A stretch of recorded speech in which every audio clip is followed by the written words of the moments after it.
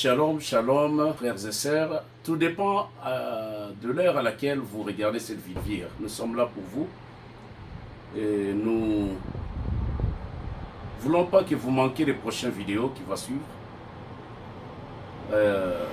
S'il vous plaît, nous avons besoin de votre appui. Donc votre appui serait juste vous abonner, c'est gratuit, de vous abonner sur notre chaîne.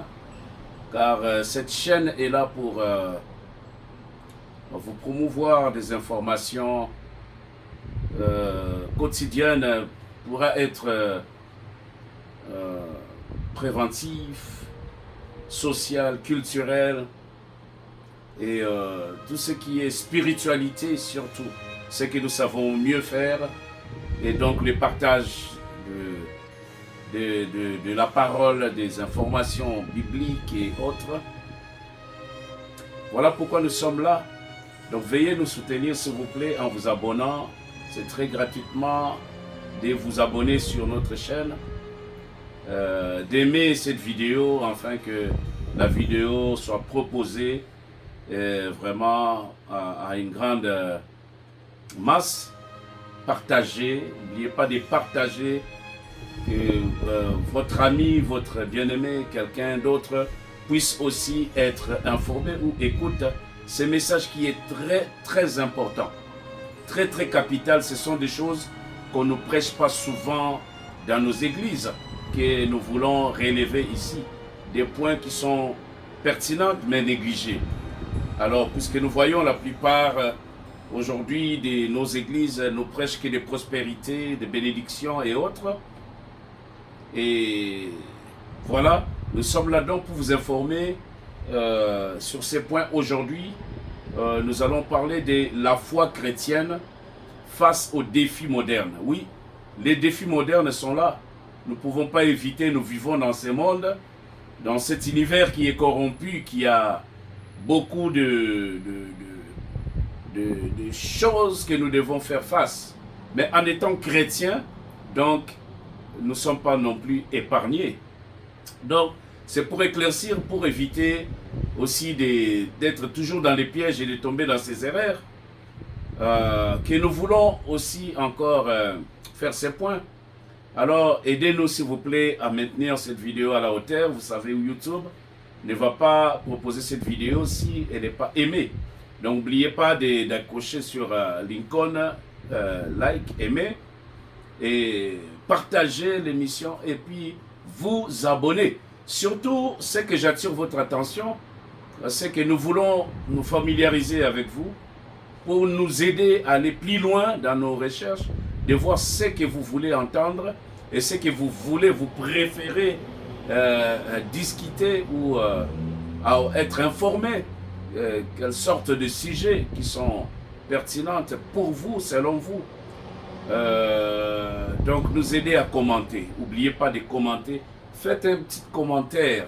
S'il vous plaît, ouvrez la case qui va être en dessous pour commenter sur cette vidéo et nous dire de quoi nous voulons aussi, nous pouvons vous être utiles et comment voulez-vous aussi que nous puissions vous entretenir la prochaine fois. Et bien sûr, l'autocritique sera aussi le bienvenu. Nous prenons tout ce qui est critique aussi. Que Dieu vous bénisse tous. Et merci d'être aussi massivement à appuyer cette vidéo, à les monter et à appuyer notre chaîne pour que nous continuions à diffuser les messages, spécialement les messages qui sont de tout ce qui est de tous les points de spiritualité. Et ne manquez pas les prochaines vidéos qui justement va toucher les défis qui sont au niveau des spiritualités. Aujourd'hui, c'est la foi chrétienne face aux défis modernes. Face aux défis modernes. La foi chrétienne face aux défis modernes se trouve à la croisée des multiples transformations sociales. Il y a des transformations sociales, culturelles et technologiques. Ces défis qui vont de la perte de la foi, ces défis qui vont de la perte de la foi, comme j'ai dit, à l'essor du relativisme nécessite une réflexion approfondie sur les fondements de la foi lui-même et de l'expression contemporaine, puisque nous ne pouvons pas bien parler de la réalité actuelle si nous ne touchons pas les points contemporains. Donc, la foi chrétienne est confrontée à des défis complexes et variés dans le monde moderne, dans ce monde à laquelle nous nous trouvons. Alors, pour y répondre, il est essentiel que les croyants approfondissent leur compréhension de leur foi. Oui, je suis tellement excité à rentrer dans les sujets que je ne peux pas oublier de me présenter. Pour ceux qui ne me connaissent pas, je suis votre humble serviteur, révérend pasteur Benjamin Bolamba. Vous pouvez m'appeler Benjamin Bolamba. Ok, donc, bien-aimés, nous allons développer en profondeur ces points ici, sur la foi chrétienne face aux défis modernes, parce qu'il y a beaucoup de questions qui s'y posent. Oui, alors nous devons nous engager dans un dialogue ouvert et constructif avec le monde qui les entoure et qui témoignent de leur foi, de la foi avec courage et conviction. Tout le monde parle de la foi, mais tout le monde reste à parler. La foi, ce n'est pas des choses qu'on parle, mais la foi, ce sont des choses qu'on prouve. La foi sans œuvre est une foi qui est morte. La foi comme telle, c'est le fait de résister, de rester constamment à servir son Dieu, à répondre, à aller à l'église, prier. Et tout cela, ça fait partie de la foi. Mais je témoigne ceci. Avant tout, le développement, je vais témoigner ceci pour dire que vraiment, mes chers compatriotes, frères et sœurs, mes amis, écoutez, si vous êtes là pour le Seigneur sera là aussi pour vous. Si vous l'aimez et respectez ses commandements, vous aimez son esprit avec vous, donc gardez cet esprit avec vous pour vous guider, car c'est cet esprit-là qui va vous guider. Voyons ceux qui sont positifs dans la vie, et c'est l'esprit positif qui les guide. Ceux qui sont négatifs, c'est l'esprit négatif aussi qui les guide. Leur parler, leur comportement et manière d'agir qui va avec. Alors, tout ce que je vais vous demander, c'est au fait de confier, de placer ta confiance, bien-aimé, en cet esprit qui conduit à faire les biens. Si tout le monde était animé par cet esprit des biens, par cet esprit qui conduit par les biens, je pense que le monde aujourd'hui aurait résolu beaucoup d'autres questions très simplement, d'ailleurs en les partageant et à trouver des compromis, que d'aller dans les criminalités et dans les règlements des comptes, comme aujourd'hui nous savons que on dit chacun pour soi. Chacun se bat pour son propre intérêt. Penser la foi chrétienne dans les contextes présents et porter un regard chrétien sur les réalités d'aujourd'hui. Pas porter un regard que tu ne peux pas porter. C'est-à-dire que les gens sont rendus plus, en anglais on dit fake, donc les gens sont rendus, en fait, faux. pas réel. Parce que bon, il est chrétien, mais il arrive à un moment donné, c'est les réalités d'aujourd'hui. Il veut les confronter, ces réalités différemment. Il veut faire semblant juste le fait qu'on apprécie qu'il passe dans cet endroit. Mais en fait, c'est une image de la personne qu'il montre, l'image qu'il n'est pas. Donc nous trouvons autant de repères pour un témoignage audacieux, sage et pertinent. Il y a quelques points, prendre 6 points qui donnent et qui nous donnent, en fait, qui nous donnent des grands pôles de réflexion, justement. Nous avons, numéro 1, la théologie et les principales doctrines thématiques chrétiennes. Point 2, la Bible et les questions globales qu'elle pose. 3, l'éthique et les grandes questions morales d'aujourd'hui qui parfois peut être douloureuse. Point 4, les tendances du monde d'aujourd'hui se trouvent dans la culture et la société. 5, la foi et la religion. Situent les chrétiens dans un monde religieux qui se dit spirituel, mais plutôt diversifié. Dans la mondialisation moderne qui nous oblige à se confronter, à se conformer, alors la Bible nous dit, alors que la Bible nous dit de ne pas nous conformer au siècle présent. Point 6 et dernier point, nous prenons l'exemple de la philosophie et les valeurs. Autrement dit, c'est des valeurs autrement dit,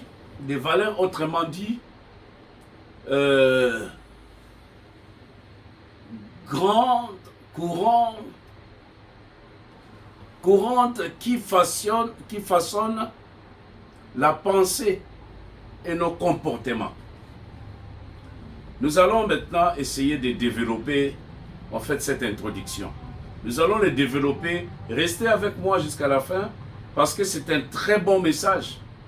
C'est très beau. J'arrive à toucher maintenant les bons côtés de la chose et les développements. Mais pour cela, nous voulons nous référer aux Écritures. Nous voulons nous référer. J'ai toujours eu les repères dans la Bible. La Bible, c'est comme un livre de codes de conduite. C'est les codes pour savoir bien conduire sa voiture, son auto. Peu importe les pays où vous vous retrouvez, vous allez devoir faire affaire avec les codes de la route. Puisque nous parlons de la parole, nous savons qu'il y a un code au niveau de la parole, ce qui nous apporte donc éclaircissement dans tout ce que nous voulons. Veux ou veux pas, bien-aimé, vous ne serez pas égarés avec la Bible. Alors, nous allons regarder dans 1 Pierre, premier épître de Pierre, chapitre 3, versets 15 et 16. 1 Pierre, chapitre 3, 15 et 16. Nous lisons la parole du Seigneur. Livre de 1 Pierre, chapitre 3, versets 15 et 16 dit: « Mais sanctifiez dans vos cœurs Christ le Seigneur, étant toujours prêt à vous défendre avec douceur et respect devant quiconque vous demande raison de l'espérance qui est en vous. » Verset 16. « Et ayant une bonne conscience, afin que la même où il vous calomnie, comme si vous étiez des malfaiteurs, ce qui décrit votre bonne conduite en Christ, soit couvert de confusion. » Qu'il soit couvert de confusion.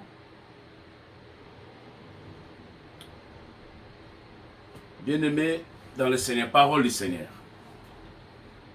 Nous allons essayer de développer maintenant. Nous savons que, par définition, un défi, nous parlons maintenant de notre sujet.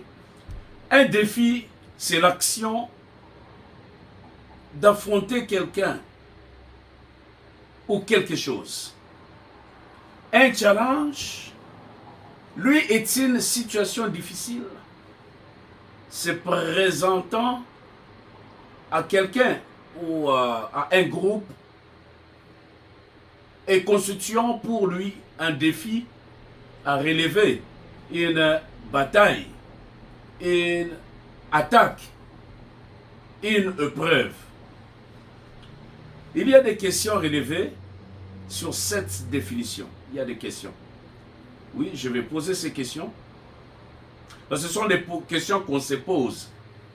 On ne peut pas bien parler si nous ne répondons pas à ces questions. Et encore moins si ces questions ne sont pas posées, nous n'allons pas bien contenir le message. La première question, c'est que les gens se demandent pourquoi les problèmes et les épreuves dans la vie d'un enfant de Dieu. Pourquoi? Première question qui est souvent revenue. Deuxième question. Pourquoi la tempête dans la vie d'un chrétien? Pourquoi la tempête dans la vie d'un chrétien? Troisième question. Pourquoi les chrétiens doivent affronter des temps difficiles dans ce monde? Pourquoi? Cinquième question. Non, quatrième question, je disais. Pourquoi un Dieu d'amour? Ça, c'est tout le monde qui se pose cette question. Pourquoi un Dieu d'amour, de compassion, de bonté, permet-il que les enfants de Dieu, soient éprouvés par la maladie, la persécution, la pauvreté, les attaques démoniaques, et voire même les maladies? Pourquoi? Nous allons répondre à toutes ces questions. Il y a des maladies incurables. Le malheur,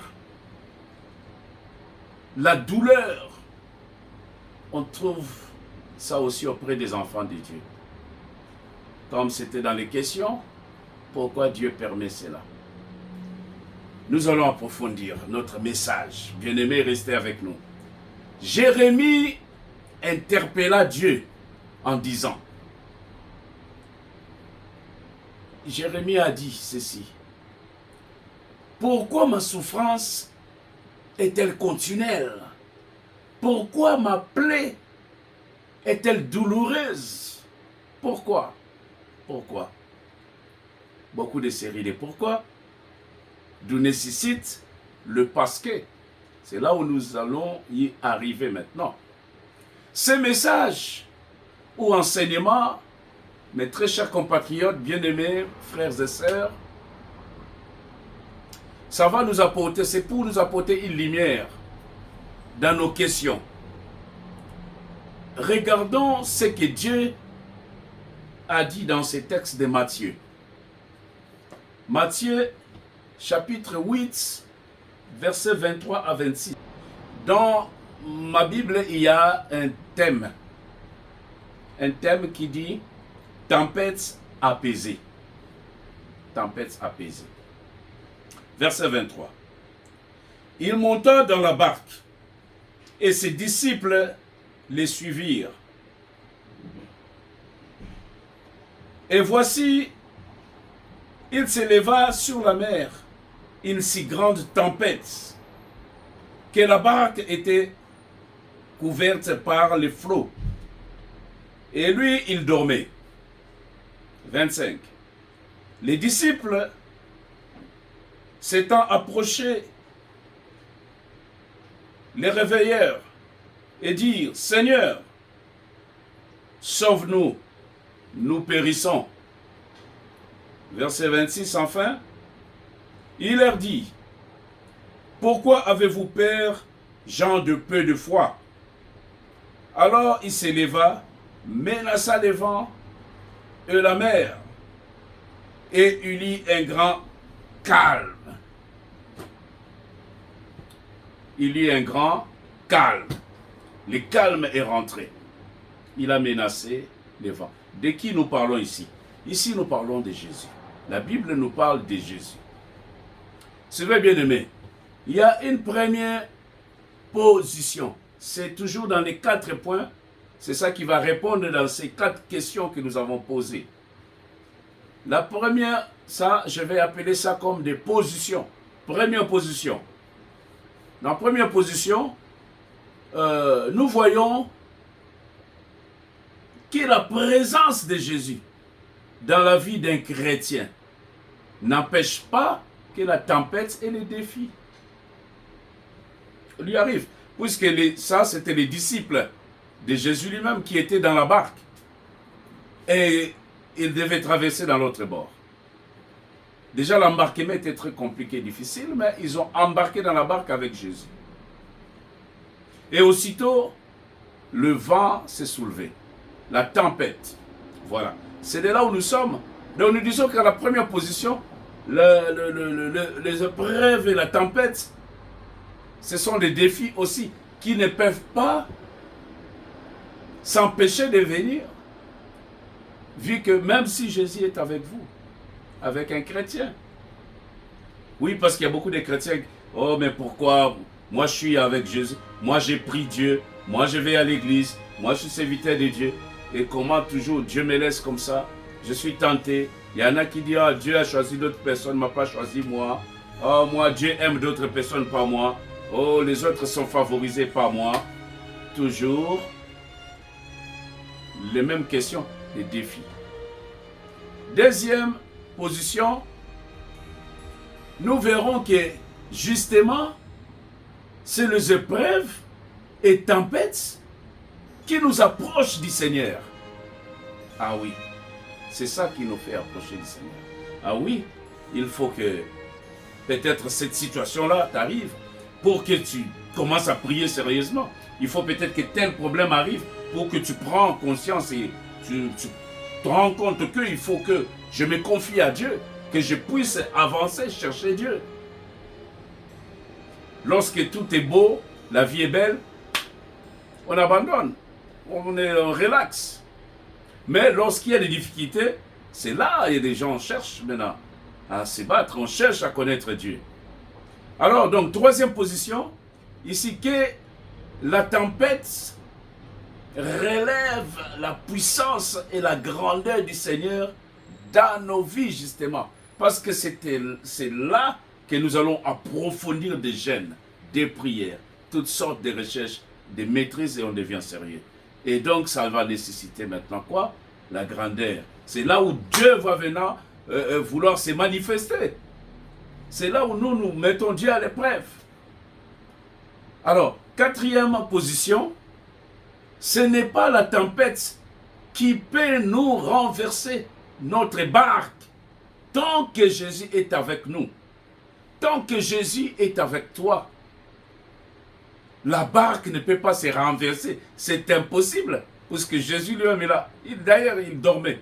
Il était en train de dormir. Il était où? Il dormait pendant que les autres pleuraient. Parce qu'ils n'avaient pas la foi. La foi, il y a un problème de la foi là. Oui, il s'éleva une tempête violente que soudaine, au milieu du lac. Où était Jésus ce temps-là? Jésus était là, corps, âme et esprit, dans cette barque, mais il dormait. Il dormait. Mais bien aimé, pendant que les vagues déferlaient, hein, l'embarcation était même balisée, si je peux le dire, était ballottée par des vagues. Des vagues. La barque se remplissait d'eau. Que faisait Jésus ces temps? Jésus dormait. Il dormait. Souvent, je dis aux bien-aimés, souvent, quand je parle, souvent, aux bien-aimés, je dis, Dieu en donne autant à ses bien-aimés pendant leur sommeil. Cela ne veut pas dire que bien-aimés dormez, ne travaillez pas parce que Dieu va vous donner. Mais il dit à d'autres, enfin levez-vous le matin, mangez-vous le pain de la douleur, pendant que lui en donne autant à ses bien-aimés pendant leur sommeil. Cela veut dire que les bien-aimés ne sont pas en train de dormir charnellement. Mais c'est que la confiance, c'est ça dormir pour les enfants de Dieu. Donc toujours, les choses spirituelles, ce n'est pas comme dans la chair, le langage est différent. Voilà pourquoi Christ parlait beaucoup en parabole. Parce qu'il a fallu déployer l'esprit pour comprendre qu'est-ce que l'esprit veut dire derrière ces écritures. La Bible est interprétée par tout le monde et n'importe qui. Mais est-ce que le message a été écrit et dit de la même manière que nous l'avons toujours interprété? Alors, il y a une dame, bien aimée dans le Seigneur, laissez-moi parler de cela. Il y a une dame qui a tellement servi Dieu pendant longtemps. Puis, toute sa vie, il servait Dieu, Elle était toujours la première à la prière, veillée, jeûne, et toujours la première dans le premier banc qui crie « Oh, Alléluia, Amen » et tout ça. Alors maintenant, pendant longtemps, elle a cru, elle avait la foi. Mais un jour, les épreuves arrivent maintenant. Voilà qu'elle a supporté, jusqu'à ce qu'elle a craqué. Jusqu'à ce qu'elle a commencé à s'affaiblir. Elle dira maintenant, mais j'ai tout fait pour ces dieux. J'ai tout fait. J'ai tout fait pour toi, Seigneur. Remplis toutes les conditions possibles. Tout ce que tu m'as demandé de faire. Je n'ai jamais manqué de payer ma dîme. Mais pourquoi tu me laisses dans des problèmes?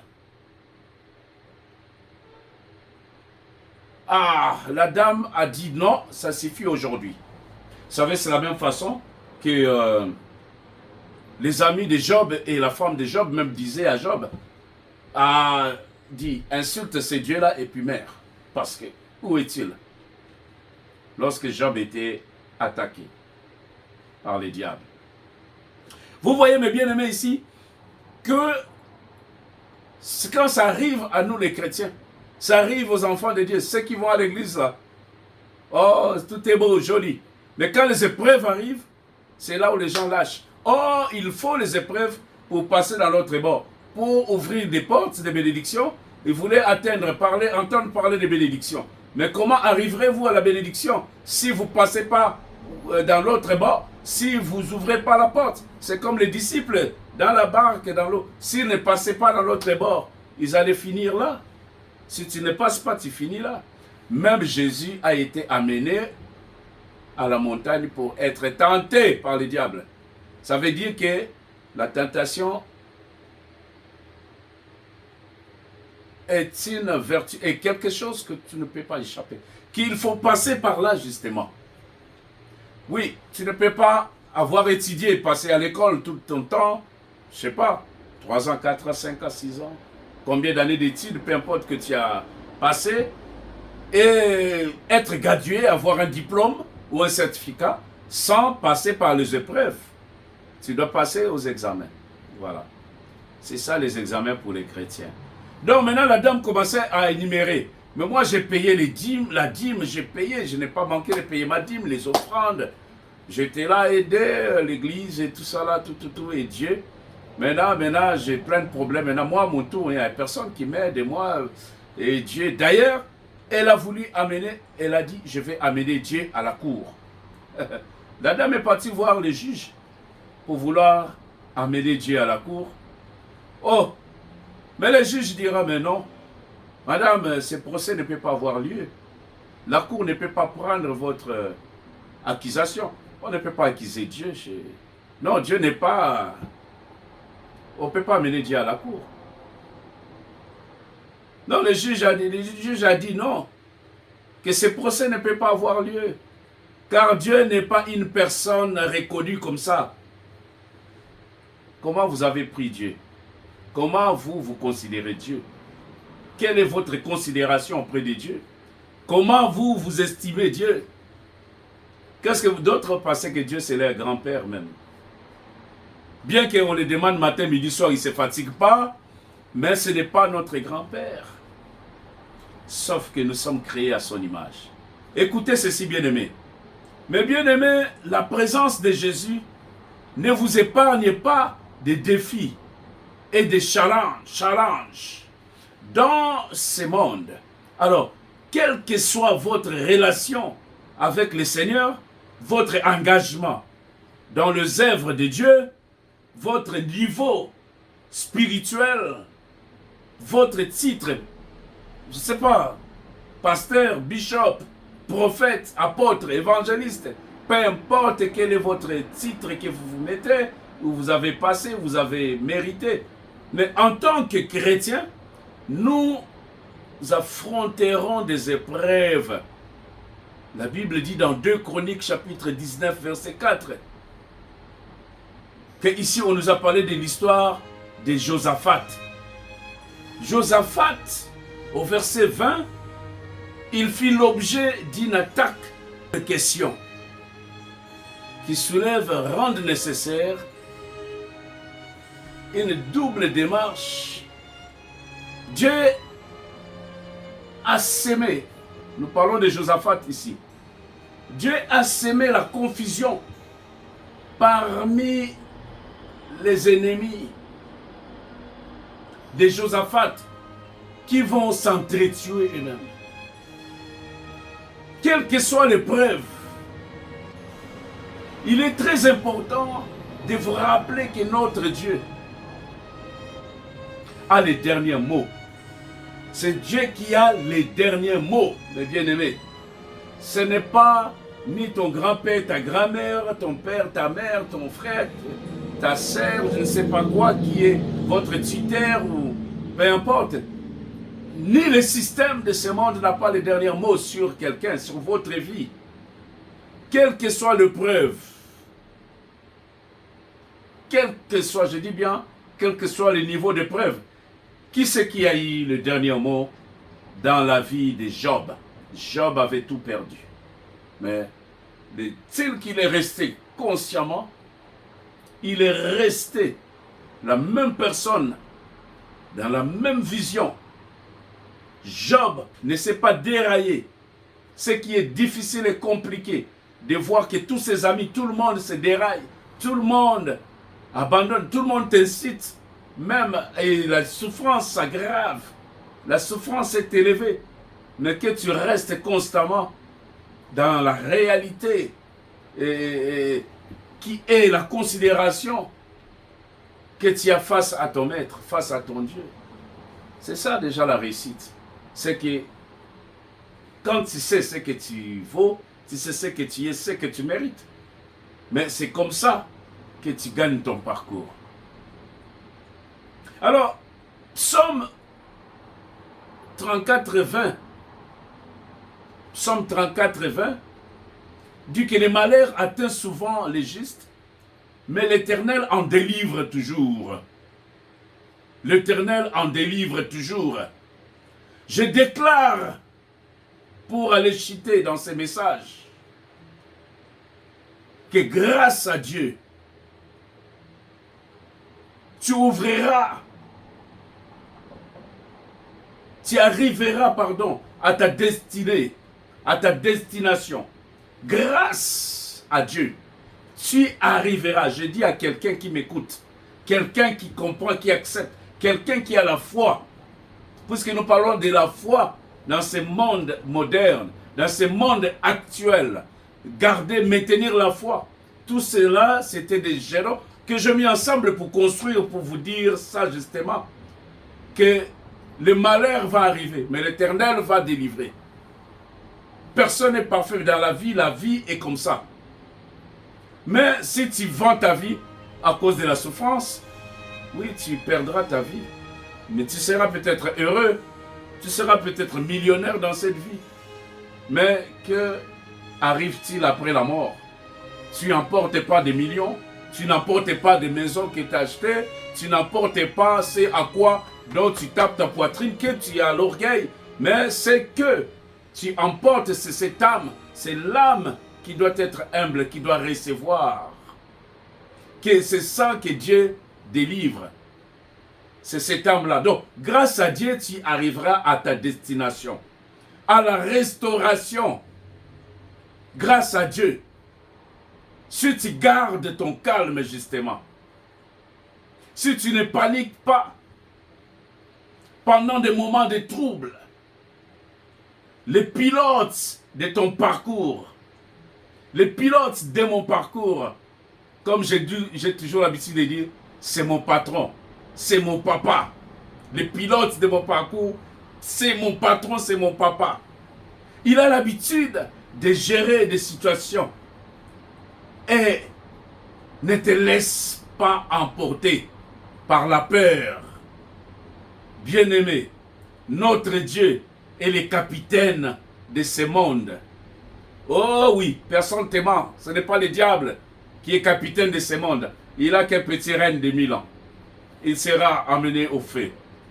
Toi et moi, c'est notre Dieu qui a les derniers mots dans ta vie. Si tu commences à privilégier Dieu dans ta vie, si Dieu commence à être le dernier mot, c'est-à-dire que si tu fais partie de ces dieux, tu lui donnes ton plan, même avant de quitter ta maison, tu pries, il va t'épargner des accidents, de tout ce qui arrive, car même ton chemin est miné dehors, tu ne sais pas qui tu vas rencontrer, qu'est-ce qu'il a dit du mal sur toi, qu'est-ce qu'il prépare et convoite de toi, qu'est-ce qu'il est en train d'essayer de faire derrière toi, contre toi, mais devant toi, il y a des sourires, comme ton meilleur ami, mais attention, attention, il n'y a pas un autre ami fidèle que Christ. C'est le capitaine de ce monde, n'ayez pas peur, le Seigneur est au contrôle, prenez courage, c'est lui qui a le dernier mot, le calme viendra, et votre témoignage commencera. C'est lorsque vous êtes posé, c'est là où le calme viendra. Lorsque les disciples ont fait confiance à Jésus, c'est là où le calme est venu dans la barque. C'est là où la tempête s'est effondrée, s'est arrêtée. Quand il a ordonné. Mais tu dois ordonner à ta vie. Tu ne dois pas avoir peur d'un petit sorcier. N'ayez pas peur. Quand tu as peur, c'est que tu lui donnes des pouvoirs. N'ayez pas peur de... Bien-aimés, nous sommes forts plus que vainqueurs avec Dieu. C'est avec Dieu nous vaincrons. Alors, approchez-vous du Seigneur, corps, âme, esprit. Ne vous approchez pas pour regarder de loin. Ne vous approchez pas comme faire semblant. Ne vous approchez pas en ayant un pied là, dire je vais essayer d'abord un peu ici et l'autre pied va être de l'autre côté. Non. Corps, âme, esprit. Ne vous conformez pas au siècle présent. Faites pas semblant, tu laisses ta chrétienté à côté. Ah non, j'ai honte qu'ils disent que je suis chrétien. Tu veux pas qu'on sache, tu veux pas qu'on te voit chrétien. Tu veux pas exercer là parce que là, c'est des amis. Ah là-bas, eux, ils connaissent que je suis un playboy, je suis ceci et cela. Oh! La Bible dit, Dieu, Christ avait dit, celui qui me réunira, je le réunirai aussi auprès de mon Père. Ne vous conformez pas au siècle présent.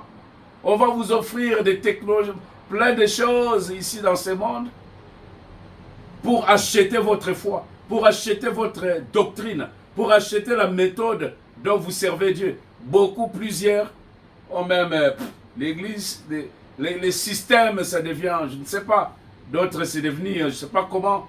Dieu, ce n'est plus la même chose. L'amour de Dieu n'est plus là, mais ils vont te dire, ah moi, l'église, pour moi, hein, moi, ben voilà, les gens, ils veulent parler. Mais nous allons chuter, nous allons terminer. Donc, nous voulons avancer ensemble. Avancer ensemble dans la prière, les jeûnes. Les jeûnes, il faut jeûner de temps en temps. Tu peux te dire, ah, aujourd'hui, je ne mange pas pour que ma situation soit réglée. Si tu n'as pas de solution. Parce qu'il y a d'autres démons qui ne sortent que par des jeûnes et des prières. Mais toi, tu n'aimes pas prier. Il y a d'autres personnes, là, moi, la prière, ou des prières longues, prières, ce n'est pas pour moi. Moi, je ne suis pas habitué. Moi, je ne suis pas... La prière, ce n'est pas son problème. D'autres disent, non, je vais bien écouter la parole, mais pas la prière. Mais tous les deux marchent ensemble. Les deux marchent ensemble. La prière et les jeûnes. Demeurer dans les enseignements, les conseils de la parole de Dieu.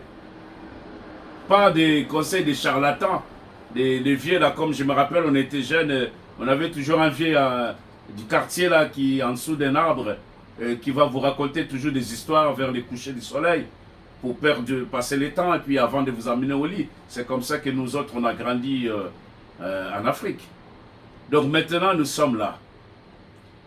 Que la lumière de Dieu nous éclaire, vous éclaire, mes bien-aimés. Pas la lumière des hommes, mais que la lumière de Dieu vous éclaire. Voilà pourquoi revenez si nombreux pour regarder les prochaines vidéos. Je ne vais pas faire seulement une invitation pour remplir une chaîne ici sur YouTube, mais j'aimerais que nous puissions toucher des points, parler et continuer à développer. Moi, ce que je vous